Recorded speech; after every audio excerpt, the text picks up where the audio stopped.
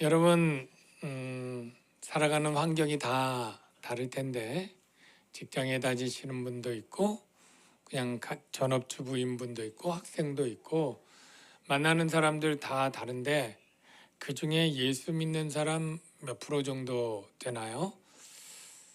아마 다 다르겠죠. 우리나라에 5천만이 좀 넘는데 예수 믿는 사람은 1,000만입니다. 모든 기독교라고 이름 붙인 사입이나 신천지나 이단도 다 포함해서 1,000만이에요. 그냥 20% 잡으면 여러분들이 만나는 사람 5명 중에 4명은 불신 세상 사람인 것이죠. 여러분의 직장 동료, 학교 친구 다 그렇게 됩니다. 그 세상 사람들이 여러분이 교회 다니고 크리스찬이라는 것 알았을 때 그것을 알기 전보다 더 호의적인가요? 아니면 그냥 변함없이 중립적으로 있나요? 아니면 적대적인가요? 아마 여러분 가운데 살아온 환경들이 다 달라서 적용할 수 없지만 일반적으로 굉장히 골수 깊은 유교 집안, 불교 집안, 제사를 1년에 몇 번씩 드리는 그러한 집안 가운데 시집간 크리스찬 며느리, 그런 예들이 있잖아요. 굉장히 힘들죠, 영적인. 아니면 고사 지내고 맨날 무속적인 그러한 사업을 하고 있는 사장 밑에 들어간 그러한 직원이 그런 일에 동참을 강요받거나 아니면 주일날마다 거래처에 골프니 술이니 이런 걸 접대를 해서 영업 실적을 올려야 되는 상황에 있는 크리스찬 직원들, 그런 예도 있고요. 그럴 때 세상이 예수 믿는 여러분을 향해서 어떨까요? 어떤 마음일까요? 세상과 교회의 관계 어떨까요? 세상과 교회의 관계를 제가 그냥 3가지로, 첫 번째, 우호적이다. 여기에 동의하실 분은 없겠죠. 내가 몰랐는데 예수 믿어. 나 안 믿지만 그래서 더 좋아. 이런 사람 거의 없지 않아요? 중립적, 이렇게 생각하는, 예수 믿는 사람 안 믿는 사람 똑같이 대한다, 이렇게 생각하는 사람들이 좀 있을 것 같아요. 형이 동생을 막 때렸어요. 엄마가 와서 우는 동생에게 왜 너 동생 때렸니? 그랬더니 형이 하는 말, 제가 맞을 짓을 했으니까 때리지, 그렇게 항변을 합니다. 정말 맞을 짓을 했다는 기준은 형이 세운 거죠. 동생은 맞을 짓 아니라고 생각할 수 있는데 너 그거 맞을 짓이야, 나 기분 나빠, 왜 대들어, 왜 말대꾸해, 그리고 때릴 수도 있는 거죠. 제가 왜 이 말을 하냐면 세상이 교회를 비난할 때 나름대로 근거를 댑니다. 교회가 잘못을 하니까 비난을 하지, 교회가 욕을 먹을 만한 일이 있으니까 욕하지 우리가 괜히 욕하겠어? 일부 일리는 있습니다. 교회에서 잘못을 하니까요. 초대교회부터 지금까지 그렇습니다. 교회 안에서 싸움도 있고 성적인 범죄도 일어나고 분열 또는 불법도 있어요. 우리가 그럴 때 욕을 먹어도 싼 것 맞습니다. 그거 인정해야죠. 그런데 교회는 세상이 세상의 다른 기관과 다른 단체를 향해서 하는 비난보다 훨씬 더 많이 강도 있게 한다고 생각지는 않나요? 전에 뉴스를 보니까 뉴스를 보니까 지하철에서 성추행범인데 모 신학생 이렇게 있더라고요. 제가 그런 일이 있을 때 그냥 대학생이라고 돼 있지 학과를 얘기해서 말하는 것, 왜 상대생, 공대생은 왜 안 나옵니까? 왜 신학과만 신학생, 대학생이라고 안 그러고? 제가 많은 그 잘못될 때 목사, 전도사 이렇게 할 때 제가 신부나 다른 종교 잘 나오는 건 못 본 것 같아요. 그냥 대기업 임원, 이사 이렇게 구체적으로 얘기하지 않아도 목사, 전도사는 꼭 타이틀 붙여서 많은 사람들의 공분을 더 일으키고, 가뜩이나 교회에 대해서 조금 반감 있는 사람들이 그런 기사를 더 조회하고 더 보고 그리고 그 댓글들을 달도록 하는 그러한 모습들 꼭 부정할 수는 없지 않습니까? 여러분 지금 뭐 엔데믹이라 코로나 많이 잊어버렸죠. 그러나 코로나 초창기 한번 생각해 보세요. 무슨 교회 발 유독 많았죠. 그리고 그 댓글들 그럴 때마다 수없이 달릴 때 교회 여기 맹렬한데 너희들은 죽어서 천국 가서 걸려서 죽어도 되지만 왜 애꿎은 우리까지 걸리게 하느냐 뭐 이런 식으로 얼마나 많은 비난들이 있었는지 몰라요. 지금 보면 아마 그렇게 쓴 사람도 민망할 거예요. 모두 다 걸렸으니까. 세상은 중립적이지 않습니다. 교회는 잘못해서 욕을 하기도 하지만 잘못보다 더 욕을 하기도 하고 더 적대적입니다. 이것은 제가 그냥 감정적으로 뭐 통계 없이 그냥 말하는 것이 아니라 예수님의 판단입니다. 오늘 본문의 예수님은 십자가에 달려 죽기 전날 밤에 마지막 제자들과 세족식과 성찬식을 하고 이제 자신이 이유 없이 몇 시간 후에 체포당하고 고문당하고 십자가에 죽을 때 자기만 죽을 게 아니라 너희들도 고난을 당할 것이고 미움당할 것이고 죽을 것이다를 미리 참 위로하며 격려합니다. 그때 세상은 너희를 미워한다. 이게 주님의 판단이고 정의입니다. 18절을 보면 세상이 너희를 미워하면 세상이 너희를 미워하느니라 주님은 단언적으로 말합니다. 사랑하는 성도 여러분, 혼돈하지 마십시오. 세상은 결코 객관적으로 교회를 대하지 않습니다. 중립적이지도 않습니다. 세상은 교회를 미워하고 적대적입니다. 그러면 세상은 왜 교회를 미워할까요? 바로 예수님과 하나님을 미워하기 때문이에요. 교회가 그토록 섬기는 예수님과 하나님을 미워하기 때문입니다. 예수님과 하나님을 미워하는 증거가 어디 있느냐? 예수님이 이미 오늘 본문에 여러 번씩 세상은 나를 미워하고 내 아버지 하나님을 미워한다고 기록해 놓았습니다. 확인해 볼까요? 먼저 세 개의 구절인데 18절에 너희보다 먼저 나를 미워한 줄 알라. 예수님을 미워한다는 거죠. 23절 나를 미워하는 자는 또 내 아버지를 미워하느니라. 성부 하나님도 미워한다는 거죠. 24절 그들이 내 아버지를 보았고 미워하였다. 아버지 미워한다는 거죠. 그러나 이는 그들의 율법에 기록된 바 그들이 이유 없이 나를 미워했다. 예수를 미워한다는 거예요. 두 번씩이나 걸쳐서 세상은 예수님 미워하고 하나님 미워해. 그러면 세상은 예수님과 하나님을 왜 미워할까요? 왜 미워하는지 아세요? 왜 미워할까요? 네, 그들이 악한 행위 때문이다 라고 성경은 말합니다. 요한복음 3장 19절에 보면 그들이 죄를 짓는데 그 죄가 뭐냐면 빛이 세상에 왔을 때 사람들이 자기 행위가 악함으로 빛보다 어둠을 더 사랑한 것이니라. 악을 행하는 자마다 빛을 미워하여 빛으로 오지 아니하나니 이는 그 행위가 드러날까 함이요. 쉽게 말해서 나는 어두운데 다 같이 어두울 땐 몰랐어요. 근데 누군가 밝고 정말 흰 빛이 올 때 내 어둠이 드러나고 내 악함이 드러날 때 그게 기분 나쁜 거예요. 자, 한번 쉽게 비유를 들어볼게요. 여러분이 소개팅을 할 때 친구들과 사진을 찍는다고 가정을 해요. 그래서 친구들이랑 찍을 때 같이 옆에 찍을 친구가 나보다 얼굴 큰 사람이랑 찍을래요? 작은 사람이랑 찍을래요? 나보다 얼굴이 하얗고 예쁜 사람이 옆에 찍는 게 좋아요? 반대가 좋아요. 당연하죠. 나보다 얼굴이 쬐만하고 하얗고 예쁘면 나는 훨씬 더 얼굴이 어둡고 크고 못나 보이잖아요. 기분 나쁜 거예요. 야, 너 저리 가, 딴 데서 찍어.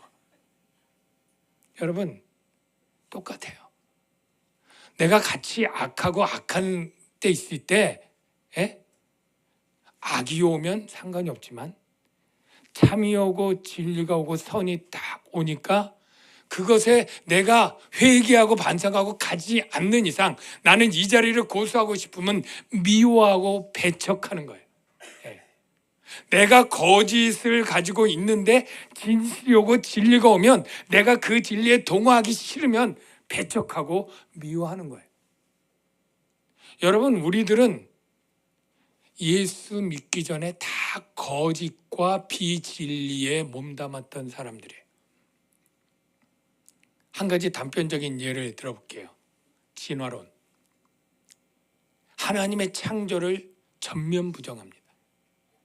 하나님의 만물을 하나님의 형상과 능력으로 지었다고 성경은 분명히 말씀하지만 그것은 아니요. 빅뱅으로 터뜨려서 어떤 화학적인 반응에 의해서 생명체가 생겨났고 그 생명체가 수많은 시간을 통해서 진화하고 발전해서 벌레가 되고 뭐가 되고 나중에 원숭이 되고 사람이 됐다. 이렇게 하나님의 창조를 부정하는 그 진화는 어렸을 때부터 배우고 시험에 그거 답을 쓰고 그렇게 우리가 거짓에 살잖아요. 근데 아니요, 하나님이 지었어 라고 할 때 그렇게 주장하는 교회를 미워하는 거예요. 예. 세상에 46억이 타종교와 이방 신들을 믿습니다. 하나님만이 유일한 삼위일체 참 하나님이요 라고 할 때 그들은 내가 믿는 신을 버리기 전에는 교회를 미워하는 거예요. 같이 신들이 있다고 하지, 같이 다 구원이 있다고 하지, 왜 기독교만 하나님만 참 하나님이고 구원만 유일하게 예수 믿음으로 되어 드린다고 독불장군처럼 하고 우리를 배타하느냐? 그리고 미워하는 거예요. 세상은 그래서 교회에 적대적입니다. 그래서 그들은 여러 가지 이유로 되지만 예수님은 이유 없이 나를 미워했다. 이렇게 본문에 선언합니다. 정말 이유 없이 미워했나요? 라고 궁금할까 봐 예를 하나 드리겠습니다. 예수님의 공생애 때 3년 동안 많은 일을 했을 때 악한 일을 한 적이 있습니까? 비난받을 잘못을 한 적이 있습니까? 단 한 사건도 없습니다. 그럼에도 불구하고 세상은 이 진리를 말하는 예수님을 돌로 쳐서 죽이고 싶어 했어요. 그래서 실제 돌로 치려고 할 때 예수님이 묻습니다. 왜 그러냐고. 유대인들이 다시 돌을 들어 치려 하거늘 예수께서 대답하시되 내가 아버지로 말미암아 여러 가지 선한 일, 병자를 고치고 죽은 자를 살리고 오병이어로 물을 포도주로 만드는 거 다 좋은 일이잖아요. 이런 선한 일로 너에게 보였는데 어떤 일로 나를 치료하느냐? 그러니까 그들이 대답하기를 선한 일 부정하지 못해요. 그러니까 이렇게 말해요. 유대인들이 대답하되 선한 일로 말미암아 우리가 너를 돌로 치려는 것 아니다. 네가 선한 일 한 것까지는 인정. 그런데 네가 사람이 되어서 자칭 하나님이라 함이로라. 이렇게 변명을 합니다. 그런데 누가 거짓입니까? 누가 진리입니까?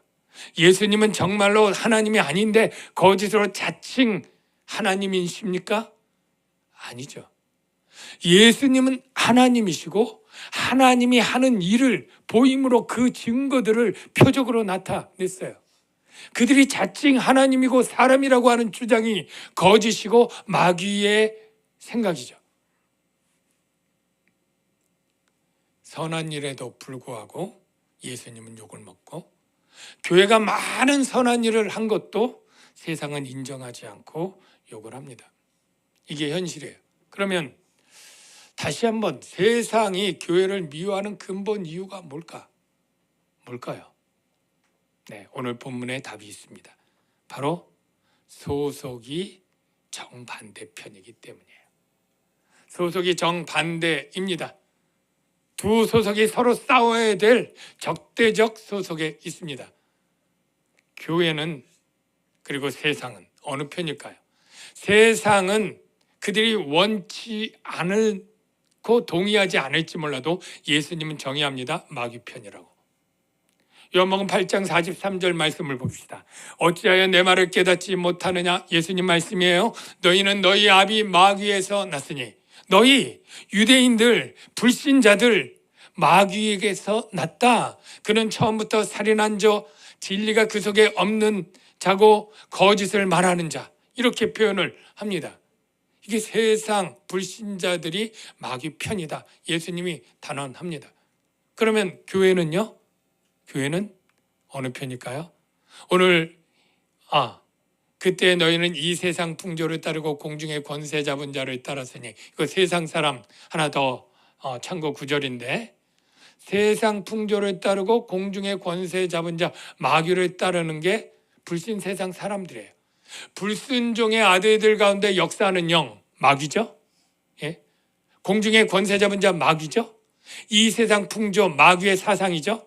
진화론 같이, 예? 종교다원주의 같이 이거를 따르는 이 세상 사람들은 마귀 편이라는 거예요. 우리는요, 오늘 본문 19절에 이렇게 되어 있습니다. 너희가 세상에 속하였으면 세상이 자기의 것을 사랑할 것이나 너희는 세상에 속한 자가 아니요. 할렐루야. 세상에 속한 자가 아니요. 도리어 내가 너희를 세상에서 택하였기 때문에 내 편이요. 내게 속한 자요. 예수께 속한 자. 그래서 세상은 소속이 달라서 너희를 미워하고 박해한다.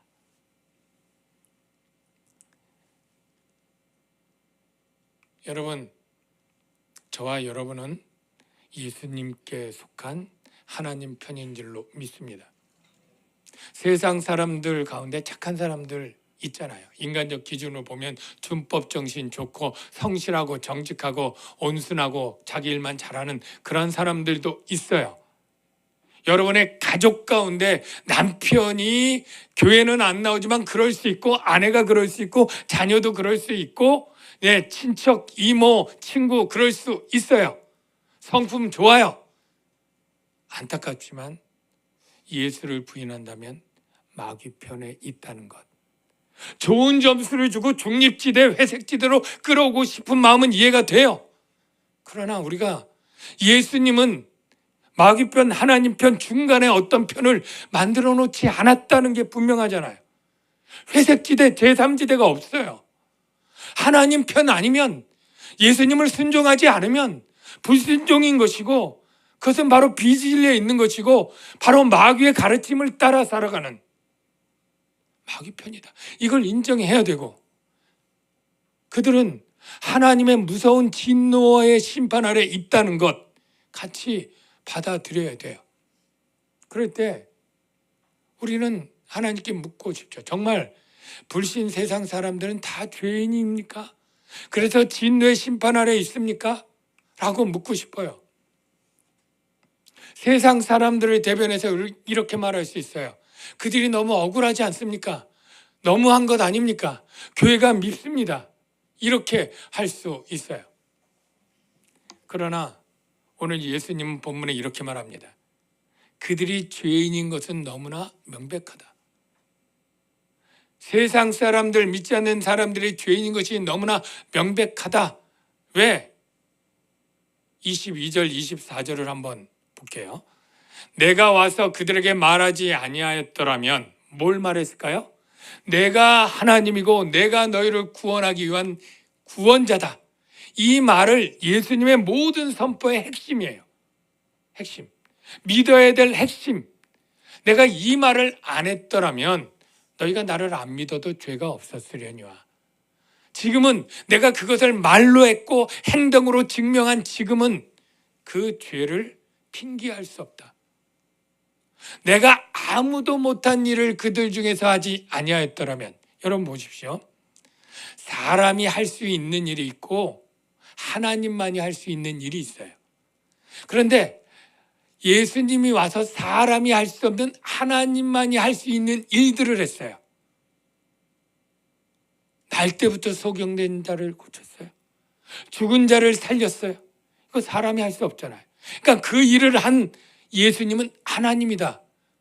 이거는 부인할래야 부인할 수 없는 거예요. 그런데 내가 그 일을 안 믿고 나 하나님이야 라고 믿으라고 했다면 안 믿어도 그래, 그럴 수 있어. 예. 내가 안 보여줬으니까 그럴 수 있어. 죄 없어. 할 수 있지만 내가 와서 내가 하나님이라고 말만 했을 뿐 아니라 하나님밖에 할 수 없는 일들을 표적으로 여러 가지 보였음에도 불구하고 안 믿는 것은 그것은 배역이고 그것은 죄가 핑계될 수 없다. 그들은 나와 아버지를 보았다는 거예요. 알만하다는 거예요. 근데도 미워했다는 거예요. 그게 죄죠. 그러면 이렇게 또 항변할 수 있어요. 아니, 예수님 당시에 유대인들은 보기도 하고 듣기도 하고 그러니까 그 말이 맞아요. 그런데 예수님 당시 없었던 사람들, 그런 사람들은 어떻게 되는 겁니까? 라고 물을 수 있죠. 여러분, 그냥 예수님 당시에 없었던 조선시대 이순신 장군 자꾸 얘기하고 아프리카 토인들 이렇게 원주민들 복음도 들지 못할 때 하여간 사람들, 물론 지금도 있어요. 태어나봤더니 이슬람 국가에 태어나 보니까 평생 아니 그냥 어려서 죽은 애들도 있잖아요. 돌 전에 복음도 못 듣고 뱃속에서 죽은 애들도 있잖아요. 그들이 안 믿었다고 지옥 간다고 선언하는 듯한 이 이야기는 어떻게 되느냐 이거죠. 여러분, 하나님이 심판장인데 하나님의 심판 기준으로는 모든 사람이 하나님을 믿고 경배할 수 있도록 하나님은 보여주었다, 알려주었다. 이게 성경의 선언입니다. 여러분이 미술관에 갔는데 아주 훌륭한 작품이 있어요. 정말 색상도 예쁘고 얼마나 붓터치며 구도나 하여간 그런 게 너무너무 훌륭해요. 그럴 때 이건 누가 그렸지? 대단한 능력이고 대단한 영성이고 이렇게 칭찬을 하는 게 당연하지. 이 작품이 어떻게 그냥 물감 흘렸는데 이렇게 그냥 된 거야, 이렇게 생각할 사람이 단 한 명도 없죠. 로댕에 생각하는 사람 이런 조각가를 보면서 이거를 어느 작가인지 모르지만 참 구도나 이 표정이나 이 표현들이 너무너무 탁월하고 훌륭해, 그 사람 정말 훌륭한 실력 있는 조각가야, 이렇게 그 만든 작품의 작가를 칭찬하고 높이잖아요. 그냥 이게 저절로 됐다, 어떻게 그냥 진흙덩어리 던졌더니 이게 나왔다, 이런 사람은 없잖아요. 어떤 무슨 과학 전람회 갔더니 로봇가 있어서 막 움직이고 최신 어떤 전자제품이 정말로 있을 때 그냥 저절로 지어졌다고 생각한 사람은 단 한 명도 없고, 누군가 연구를 해서 기막힌 아이디어로 이것을 만들었다고 다 생각할 거예요. 그게 너무나 당연하죠. 그런데 왜 그것보다 훨씬 정교하고 교묘하고 탁월한 이 생명체, 사람은 진화했다고, 거저되었다고 믿는 거죠? 아니, 사람까지 갈 게 아니라 그냥 개나 무슨 짐승이나 바퀴벌레까지도 과학이 그 생명체, 그 무서우면 도망다니고 어둠을 피해 다니고 사람 없는 숨는 이 바퀴벌레까지도 그 생각과 감정과 이것을 가진 이러한 존재를 왜 그냥 만들어졌다고 생각을 하죠? 왜 그런 거짓과 비진리에 우리는 동조하는 것이죠? 그게 바로 하나님을 알면서도 미워하는 불경건 불이라는 거예요. 로마서 1장 18절 말씀을 봅시다. 하나님이 진노하십니다.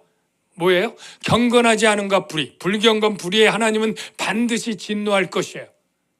왜? 하나님은 하나님을 알만한 것을 그들 속에 보임이라 보여주었다는 거예요. 하나님 입장에선 내가 그들에게 보이셨느니라. 하나님은 만물을 통해서 하나님의 능력과 신성, 걸작품을 보면 걸작품을 지은 위대한 작가가 있다는 것을 아는 것이 당연한 것처럼 이 만물은 모두 하나님의 걸작품들이에요. 내가 눈을 떠서 석양을 볼 때 그 아름다운 석양의 색깔, 어떤 예술품보다 아름답고 하늘의 웅장한 그 크기와 그 별들의 아름다움과 새소리와 모든 짐승들, 내가 살아서 느끼는 태양과 바람과 이 소리와 이 모든 것은 하나님의 작품들이에요. 하나님의 작품 속에서 그 지은 하나님을 생각하지 못하는 것은 생각하지 못하는 게 아니라 알면서도 하나님을 믿기 싫어하고 미워하는 거예요. 핑계할 수 없다. 이게 세상 사람들이 정죄될 이유예요. 여러분, 여러분의 사랑하는 가족, 이웃, 친구 예수 안 믿고 있죠? 성품 착한 분들이잖아요. 그래도 영적으로 하나님 눈에 볼 땐 하나님의 무서운 진노 아래 있는 죄인들이다. 이거를 우리가 부인할 수 없습니다. 세상에 미움받을 때 우리 그리스도인들은 그럼 어떻게 해야 될까? 오늘 주제인데요. 간단합니다. 저들이 이유 없이, 아니 이유 이상으로 나를 미워할 때 어떻게 해야 될까요? 첫째, 그냥 미움을 당연하게 여기십시오. 편이 다르니까 어쩔 수 없습니다. 베드로 사도가 이렇게 말합니다. 사랑하는 자들아, 너희를 연단하려고 오는 불시험을 이상한 일 당하는 것으로 왜 나를 더 미워해? 왜 억울해? 정말 화가 나는데? 이럴 필요 없습니다. 영적으로 다르기 때문에 예수 믿는 나를 미워하는 것을 여러분 받아들이십시오. 그리고 오히려 즐거워하십시오. 왜 즐거워하느냐? 저들이 나를 소속이 다르다고 미워한다는 것은 내가 하나님 편이라고 하는 증거 아닙니까? 그럴 때 우리에게는 하나님 편에게 주신 영광이 보장되어 있어요. 그래서 너희가 그리스도의 고난에 참여하는 것으로 즐거워하라. 이는 그의 영광을 나타내실 때 너희로 즐거워하고 기뻐하게 하려 함이라. 영광이 있고요. 예수님이 직접 복이 있다고 말합니다. 나로 말미암아 너희를 욕하고 박해하고 모든 악한 말을 할 때는 너희에게 복이 있나니 기뻐하고 즐거워하라. 누가 여러분 괜히 막 시비 걸고 그냥 예수 믿는다고 해서 미우면, 미운 털 박히면 억울해 분해 이러지 말고 내가 하나님의 편이고 이제 나는 이 세상에서 좀 억울하게 미움받지만 하나님께서 나를 사랑하시고 영광과 복으로 주실 것이구나. 그리고 마지막으로 그 은혜를 찬양하십시오. 왜? 내가 하나님 편이 된 것, 여러분 중에 누구도 지원서 내고 선택받아 합격돼서 하나님 편 된 분 없어요. 좋은 대학, 좋은 회사는 그럴지 몰라도 우리가 하나님 편에 소속될 때는 전적으로 하나님이 선택해 주신 은혜입니다. 우리가 받은 신령한 복, 한마디로 말하면 택함 받은 복이에요. 도리어 내가 너희를 세상에서 택하였기 때문에 놀라운 선언이에요. 감사할 일이고 은혜로운 일입니다. 사랑하는 성도 여러분, 우리는 세상에서 미움을 받는 것이 이상한 일이 아니고 당연하다고 생각해야 합니다. 그것은 어쩌면 우리가 하나님 편이기 때문에, 하나님 소속이기 때문에 당해야 되는 거예요. 그러나 선택해야 됩니다. 세상의 편안한 것보다 세상에서 미움을 받더라도 하늘의 영광과 복을 선택하는 것이 훨씬 더 지혜로운 일 아니겠습니까? 그리고 우리가 즐거워할 수 있는 은혜, 그리고 하나님의 선택에 기뻐할 수 있고 감사하는 은혜, 그 은혜를 우리가 찬양하면서 사는 저와 여러분 되기를 주의 이름으로 축원합니다. 우리 같이